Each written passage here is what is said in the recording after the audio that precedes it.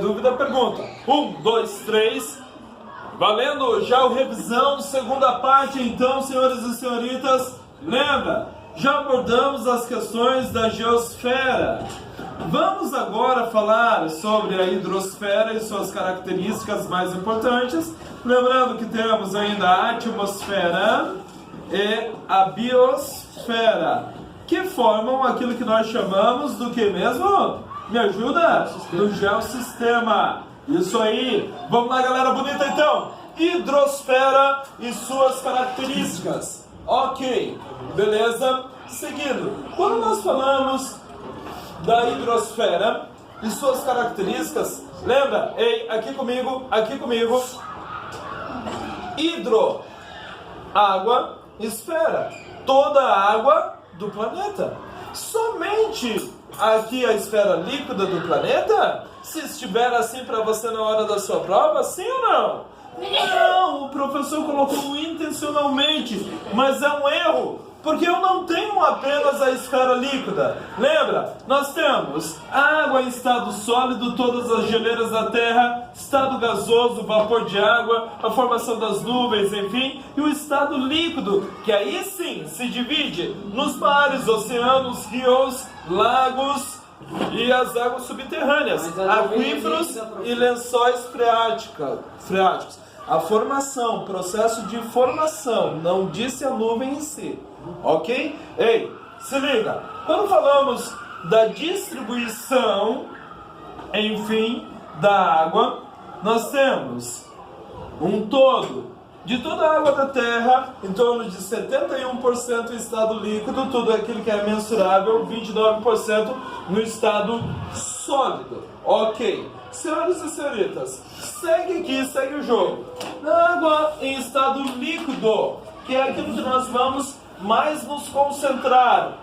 97,5% correspondem às águas dos oceanos, as águas salgadas.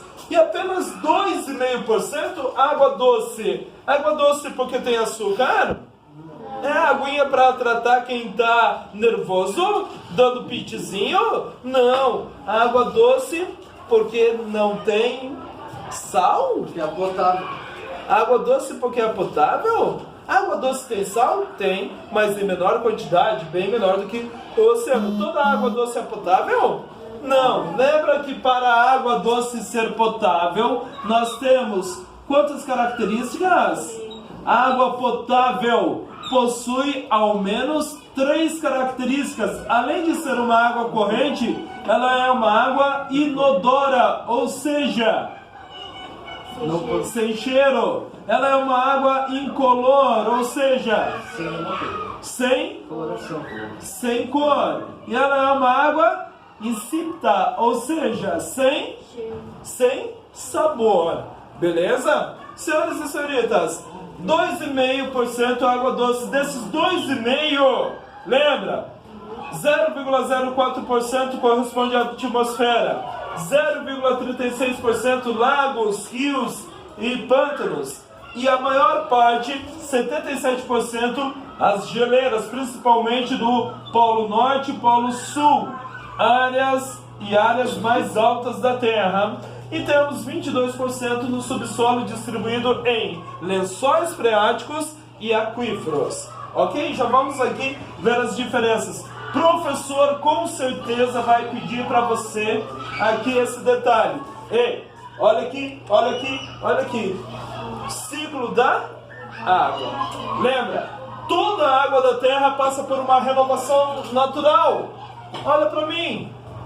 A água, nesse instante, a ação da radiação solar faz com que a lâmina de água da superfície do oceano se aqueça. Esse primeiro processo, passando a água do estado líquido para o estado gasoso, nós chamamos de evaporação. A formação, então, das nuvens, condensação. As nuvens muito condensadas, ou seja, elas chegam e se tornam um cúmulo nimbus, e novamente nós temos a volta aqui para o estado líquido através da precipitação. A precipitação ela se dá de 3 maneiras. Através da chuva, através do granizo e através da neve. Ok? 3 formas. A partir da precipitação, ocorre o escoamento superficial, ou seja, nas vertentes, nas montanhas, no solo. Parte dessa água ela é absorvida, a infiltração, para alimentar os lençóis, as áreas mais próximas da superfície, ou a descarga nos aquíferos, são as áreas mais profundas e maiores do armazenamento da água. É um ciclo, é uma renovação natural, se não fosse o ser humano aqui estar interferindo. Faltou algo, professor. Evapotranspiração. Evapotranspiração o que é mesmo? Suor nas plantas. Ok, quando nós temos as plantas jogando vapor de água para a atmosfera. Sim, vai aparecer e tem que saber. Ei, eu aponto e você me diz primeiro ano. Os oceanos da Terra, bem tranquilo. Primeiro, são quantos os oceanos da Terra? 5 são os oceanos. Existem alguns autores que dizem 3, mas nós consideramos, sim, 5 oceanos presentes na Terra. Ei, eu aponto e você me diz, e talvez você vai ter que identificar. Entre a América e a África, qual oceano? Atlântico. Ok. Ao sul da Ásia? Índico. Beleza. A leste da Ásia? Aqui a oeste da América? É o Pacífico também? Se ele aparece aqui? Sim, professor, porque eu estou falando de um planeta, um globo. Ok. No extremo norte nós temos o oceano? Glacial Ártico. Glacial Ártico. Extremo sul? Glacial Antártico. Glacial Antártico. Assim nós temos os 5 oceanos da Terra. Ei, se liga. Qual é o maior desses oceanos em área? Qual é o maior desses oceanos em biodiversidade? Opa, Índico. Ei, é o Índico. Vamos nessa. Vamos às características aqui dos oceanos. Lembra?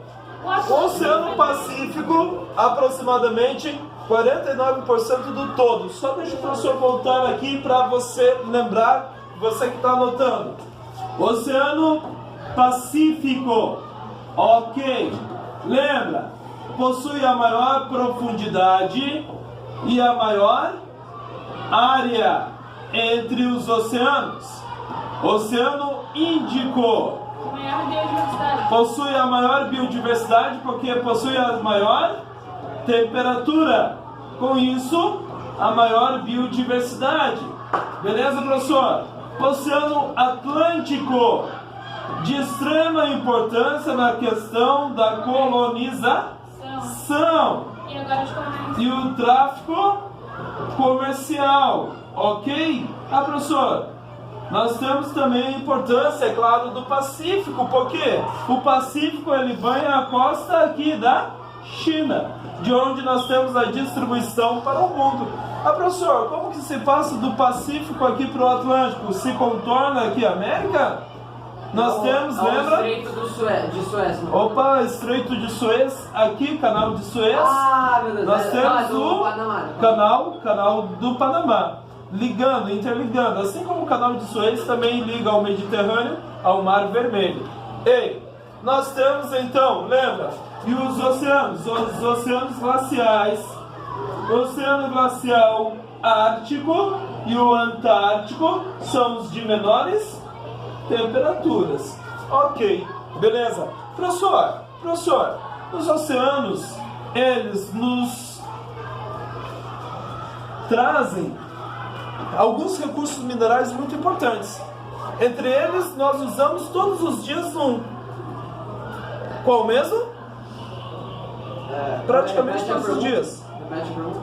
Um recurso mineral que nós, seres humanos, consumimos praticamente todos os dias. Água.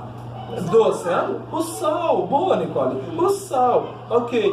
Olha, nós temos no Brasil, por exemplo, o Brasil se tornou autossuficiente na produção de petróleo porque descobriu petróleo no chamado pré-sal, abaixo de 2 km ali de profundidade, águas oceânicas. Os oceanos são extremamente importantes para a regulação do clima na Terra, através das correntes marítimas, quentes ou frias. Os oceanos são de extrema importância também para nós seres humanos retirarmos o quê? Através do extrativismo. Vai lá, primeiro ano, me ajuda. Extrativismo é o tiro o quê? A pesca. Ok? Extrativismo animal. Pesca, enfim, entre outros itens. Ei, segue. Senhores e senhoritas, temos tipos de mares. O mar nada mais é do que um prolongamento do oceano. Mar do tipo fechado, mar do tipo interior, mar do tipo aberto. Como, professor? Mar fechado. Um dia teve contato com o oceano. Porém, não tem mais. Não existe mais. Lembra que no passado nós tivemos o nível dos oceanos era maior, houve uma transgressão dos oceanos. Inegavelmente. Um mar interior, É o mar Cáspio. como o mar Cáspio, como o mar Negro. Boa. Não, o mar Ótimo. Negro ele tem... Ó, tem uma pequena ligação, boa. Ei, mas o mar Cáspio não. Ok. E O mar... tem algum canal que vai pro mar até o oceano. É um canal que vai... É o mar Mediterrâneo. Aí nós temos aqui o mar interior, como o mar Mediterrâneo. É ok? Ei, o mais importante entre os mares, assim, o mais famoso, o mar Mediterrâneo, o mar interior. E o mar aberto, como nós temos na costa brasileira. E o mar do Ok? Beleza? E, geralmente nos continentes. A costa, Ok? a costa já é um mar aberto? Sim, a costa é o mar achei que era aberto. uma O mar é a parte do contato do oceano mais próximo com o litoral, ok? E lembra, abaixo no relevo vai cair essa questão aqui para você, questão que já caiu em sua prova. Inclusive, nós temos as formas do relevo oceânico. Lembra que não é suave. Próximo ao litoral, ou seja, contato costa, oceano e continente, nós temos aqui a chamada plataforma continental, relevo suave. Logo em seguida, a cerca de 2, 10, 20, 30 quilômetros, depende da região, uma abrupta descida formando um chamado talude. Ok. Em seguida nós temos as áreas das bacias oceânicas. Uma ilha pode ser formada no meio do oceano, galera? Sim. Através do quê?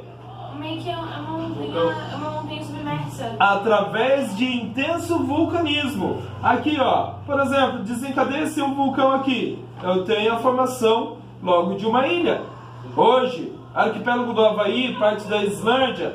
E o que nós ouvimos a Beatriz falar, professor, uma ilha é uma montanha submersa onde parte, né? Deixou de ser submersa, está correto? Sim. Não existem ilhas desprendidas boiando, sei lá. Não, Ok? sempre estão presos ao sol. Exato. Logo em seguida nós vemos as partes mais profundas dos As fossas oceanos, abissais. as chamadas fossas oceânicas ou fossas abissais. A maior profundidade dos oceanos se encontram Fossa Mariana. são as fossas marianas. Se encontram no Oceano Pacífico, ao sul do Japão, próximo das ilhas é ao sul. Guam. Lá naquele golfo do Sudeste Asiático. Sul do Japão, próximo às ilhas Guam. Ok? Fale, Beatriz. Tem 11 mil metros. 11 mil quilômetros. 11 mil metros, 11 quilômetros. É, 11 Ok? De quilômetros de profundidade. profundidade. Ei, galera que... Não. E aí nós temos instrumentos, né? Ali E também porque que quanto mais vão... profundo, maior a Menor a luminosidade, maior a pressão e menor a temperatura. Quanto maior a profundidade. Dorsal oceânica. Ok? São as montanhas abaixo do oceano. Tanto é que nas fossas abissais os seres que vivem lá, eles começam a se deformar para poder se acostumar com a pressão. E muitos não têm nem a visão desenvolvida. Sim, eles né? Seguindo as principais formas de relevo. Professor, ok. Faltou aqui o professor chamar a atenção, tá? Lá na geosfera, por isso o professor colocou aqui essa partezinha, que nós temos as principais formas de relevo. Vai cair uma questãozinha talvez para você desenhar ou identificar. Lembra? As áreas de maior altitude, mais acidentadas, nós chamamos de montanhas.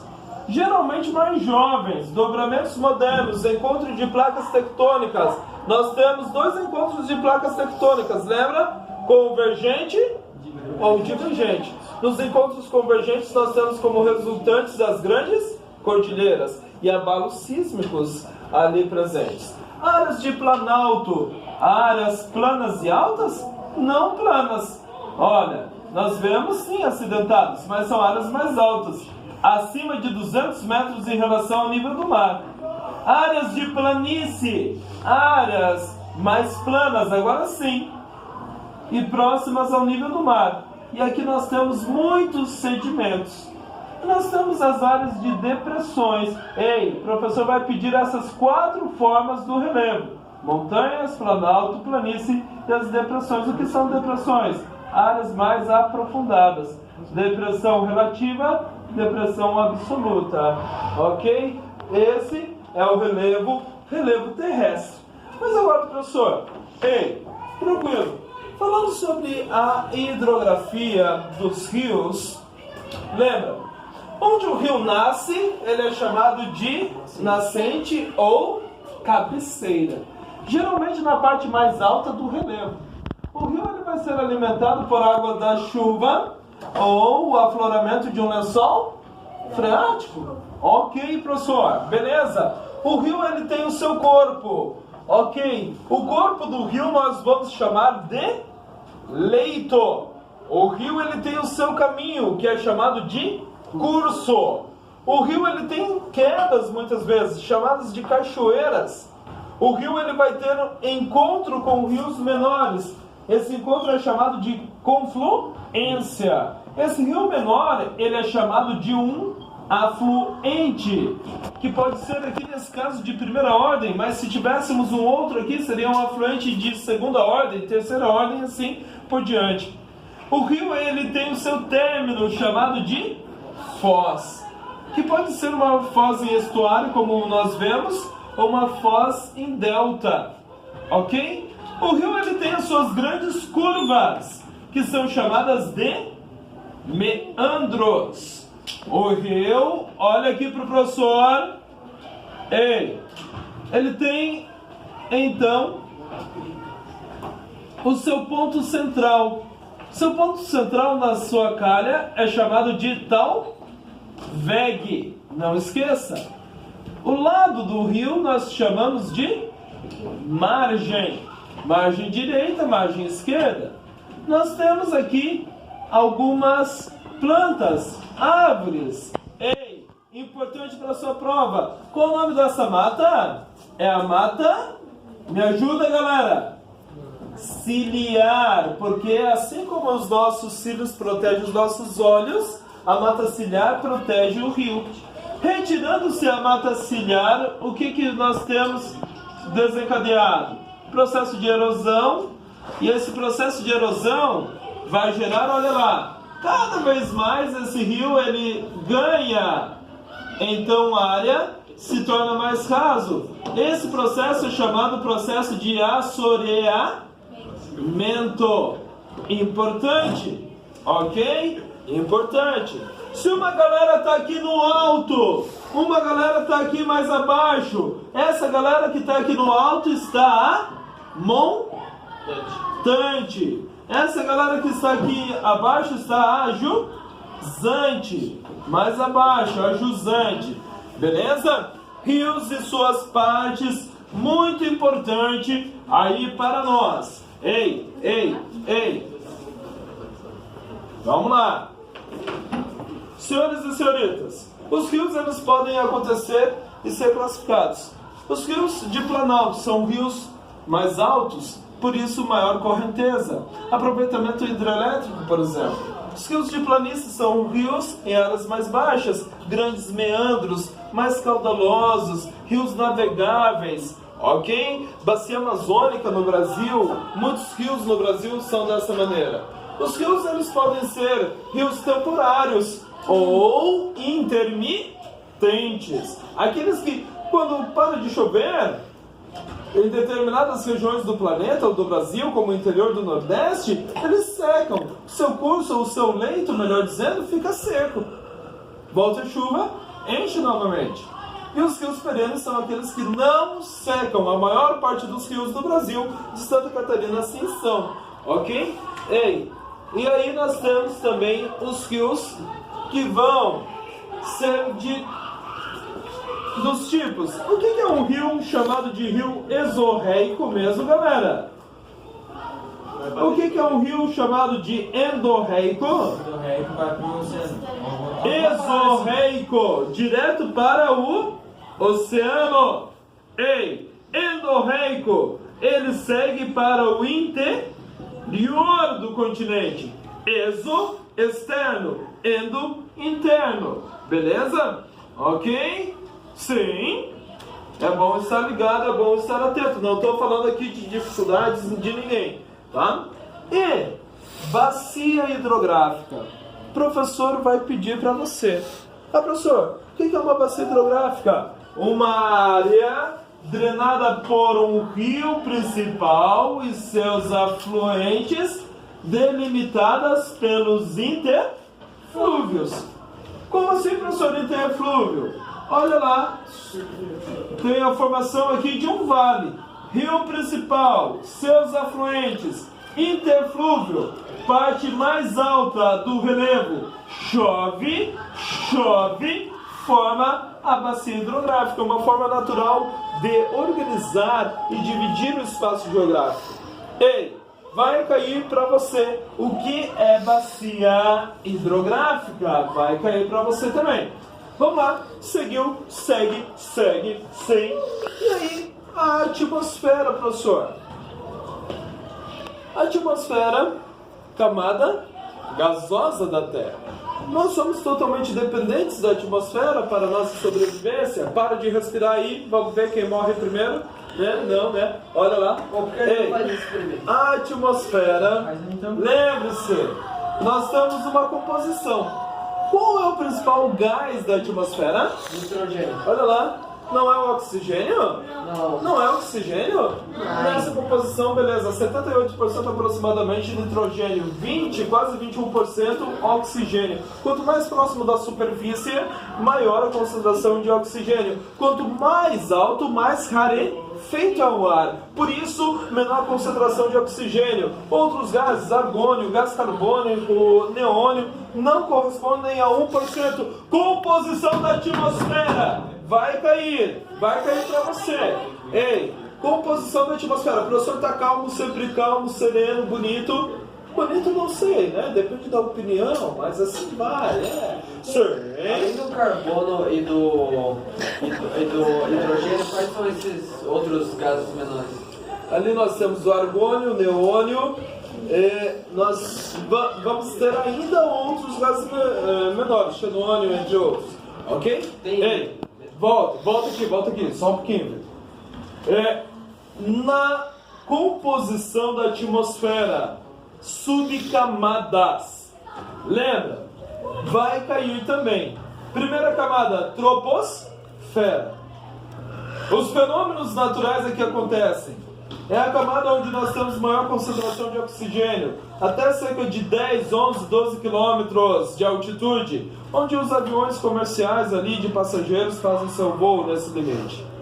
Estratosfera, camada de ozônio presente. Ozônio que filtra os raios solares, caso contrário estávamos literalmente fritinhos, né? Nós temos logo em seguida a mesosfera, beleza? Ondas de rádio aqui. A mesosfera também é chamada de ionosfera. Logo em seguida a termosfera. Muito importante, lembra que na termosfera, pela diferença de temperatura, a decomposição de asteroides e de outros itens que entram em contato com a atmosfera. Além das auroras, sim, as auroras polares que acontecem pela variação da poeira cósmica aqui nesse contato. E a exosfera ou exosfera já é a parte mais externa, cerca de 500 km de altitude, onde praticamente não temos mais contato aí com as relações de atmosfera da Terra. Ei! E é onde fica o satélite solar? Isso, em órbita da Terra. A gente tem quantos Senhores, satélites? nós não temos uma quantidade específica. sabemos que existem ali mais de 1000 satélites ao menos, tá, em torno. Para o sistema de GPS, por exemplo, já são 27 satélites. Volta aqui para o professor, é conteúdo, aquilo que é importante para quem está em revisão. Tempo e clima são diferentes? Sim. Ei, tirando aquela piadinha que o professor faz, mas o tempo, lembra? É local, varia constantemente. O clima é regional, de uma região. Para variar o clima tem que se ter ao menos um período de quanto tempo? 30 anos de verificações. Clima, subtropical, tropical, equatorial. Tempo, está calor, está chovendo. Eu estou falando de tempo. Pergunta, tempo e clima vai aparecer para você. Como que os climas são determinados? Nós temos os fatores. Primeiro fator, atenção, lembra? Latitude. De acordo com a área que eu estou na superfície da Terra, nós temos então o recebimento da radiação solar, primeiramente. Assim, a área entre o trópico de Câncer e o trópico de Capricórnio formam a zona tropical da Terra. Temperaturas sempre mais elevadas. A área abaixo do trópico de Capricórnio e o ciclo polar antártico, a zona temperada sul da Terra. Temperaturas nem tanto elevadas, mas nem tão baixas. Assim como a zona temperada, olha aqui galera, norte da Terra, até o ciclo polar ártico. E aqui a zona polar norte ou ártica, zona polar sul ou antártica, temperaturas de maneira contínua praticamente negativas. Zonas climáticas da Terra, é importante você saber. Ei, temos outros fatores para determinar o clima: maritimidade e continentalidade. Quanto mais para o interior, menor a umidade. Quanto mais próximo ao oceano, maior a umidade. As massas de ar que ganham e levam consigo características da sua origem. Levando, por exemplo, a massa polar atlântica traz frio para o Brasil. A única massa de ar frio e atua no nosso inverno. As outras massas são massas de ar quente. A diferença é que são úmidas ou secas. E outro fator, olha lá, olha aqui, a altitude. Quanto maior a altitude, menor é a temperatura. Quanto maior a altitude, menor a temperatura. Com isso, com essas 4 características, nós temos os tipos de climas da Terra. E de acordo com os tipos de climas da Terra, nós vamos ter a distribuição também da população, sim ou não? Sim. A população vai se distribuir, por exemplo, em áreas muito quentes, não temos muita gente habitando. Em áreas muito frias, também não. Ei. Algumas pessoas sim. Sim, por isso o professor disse, não falou da inexistência. Classificação, opa, fui redundante. A classificação aí dos climas da Terra. Lembra? Clima equatorial, quente chuvoso. Clima tropical, quente constantemente. Clima semiárido, onde chove, mas chove pouco. Clima árido, chove sim ou não? Chove, mas raramente, formando os principais desertos da Terra. Atacama, Arizona, Saara. Nós temos o Kalahari, o deserto central australiano, o deserto de Vitória, o deserto de Thar, deserto de Gobi, deserto arábico. Ei, mais acima, clima mediterrâneo, junto ao Mediterrâneo, sul da África, sul do Chile. Invernos chuvosos e verões secos e quentes. Califórnia também. Clima temperado, 4 estações bem distribuídas. E chegamos ao clima frio continental mais intenso, ou clima frio oceânico, É frio, sim, mas não é tão intenso. E o clima polar, temperaturas sempre abaixo aí, ou geralmente abaixo de zero, é o clima mais tenso, né, no planeta em relação à temperatura, chegando a menos 70, menos 80 graus em questão de temperatura. De acordo com o clima, nós temos um tipo de bioma. Lembra que quando falamos de bioma e o professor vai cobrar de você o que é um bioma? Conjunto de fauna e flora que caracterizam regiões da Terra, gerando aqui paisagens naturais específicas. Biomas, ok. Tipos de vegetações. Nós temos, então, as vegetações influenciadas pelos solos, pela altitude, pelo clima. E aí os biomas, lembra, se distribuem, por exemplo, extremo norte da Terra. Qual é o bioma? Tundra, professor. Solo congelado permanentemente. Permafrost.